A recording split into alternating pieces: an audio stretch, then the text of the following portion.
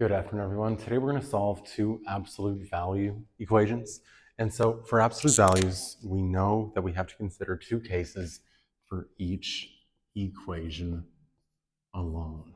So let's break both up into case one and case two, and then we'll solve each case independently. Okay. So for the first one, we're solving a linear equation. This one's going to be a bit more straightforward. And so for case one, we're going to have the absolute value of 2x plus 7 just be 2x plus 7, right? So we'll have 3 times, we're going to get rid of the absolute value symbols and just take the expression inside of them. And we'll set that up to the right-hand side of 3x plus 12, and we're just going to solve this the same way we usually would. And so we can first divide both sides by 3, make our life a bit easier. So now 2x plus 7 alone is equal to, dividing each term by 3, becomes x plus 4. Subtract x from both sides, right? Leaves us with 1x, and then subtract 7 from both sides.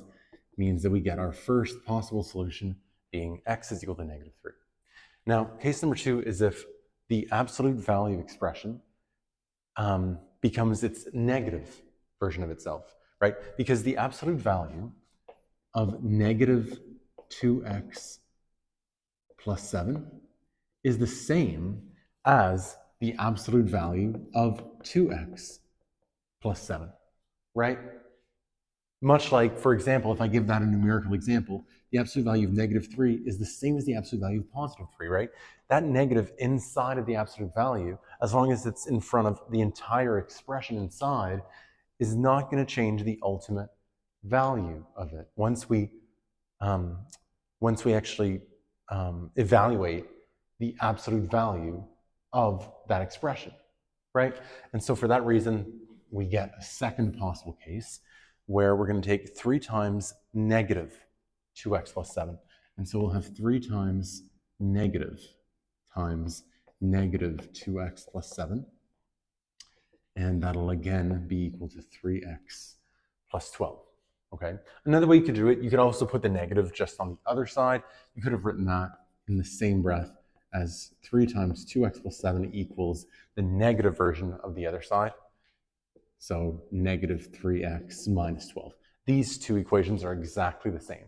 I simply multiplied this first one by negative 1 on both sides, and I got the second one. They're really the same thing, whatever you think makes most sense. So now we can go ahead and solve. Again, we can solve this by dividing first both sides by 3, so that 2x plus 7 is equal to negative x minus 4, right? Now we add x to both sides, so 3x plus 7 is equal to negative 4. We subtract 7 from both sides, so 3x is equal to negative 7. And so we get another possible solution of negative 11 thirds, okay? Now, here is the thing. When we're checking for extraneous solutions, we're going to plug back these possible values of x into both x's in our equation, right? Now, here's the thing. Knowing what you know about absolute values, this left-hand side, 3 times the absolute value of something, this is necessarily positive in the end, right? The absolute value of something is necessarily positive by definition, and 3 times something positive is for sure positive. So the left-hand side is going to be positive. When we're plugging in our possible x values, what we're really looking to see is this right-hand side also going to be positive? If it is, our solution is going to work out. If the right-hand side ends up being negative, we know that it can't possibly be a real solution, but rather an extraneous solution, okay? So let's do that as a sidebar. Let's verify if we start with x is equal to negative 3, then I'm really only checking, again, by that argument, I'm just checking to see if the right-hand side is a positive value. So 3x plus 12, meaning 3 times negative 3 plus 12, that's equal to negative 9 plus 12. And that's equal to 3, which is positive. And so our first solution is going to work. And we can do the same thing for our second one. So if x is negative 11 thirds, then that means that 3x plus 12 is 3 times negative 11 thirds plus 12, right? 3 times negative 11 thirds means the 3's cancel out. So we get negative 11 plus 12, and that's positive 1, which again is greater than 0. And so both solutions are going to work, and we have no extraneous ones. Okay? And that's problem 1. Let's box this off a bit so we don't get confused later on. So number 2, we're going to solve a quadratic equation inside of absolute value lines. So again, case 1 is x squared minus 9, the expression inside the absolute value lines being equal to just negative x squared minus 1. Okay, so we're going to add x squared to both sides, so we'll have 2x squared, and we're going to add 9 to both sides to isolate the x squares, so that'll be equal to negative 1 plus 9, which is 8, right? This is a pretty straightforward equation to solve. Divide, whoopsies, pretend that didn't happen. Divide both sides by 2, and we get that x squared is equal to 4, right? And now to solve this, we square root both sides, and we get solutions x being positive or negative 2 as possible solutions. Again, we'll have to test those. Now, for case 2, we have x squared minus 9 being the negative version of the other side, the right-hand side. So that'll be negative x squared minus 1.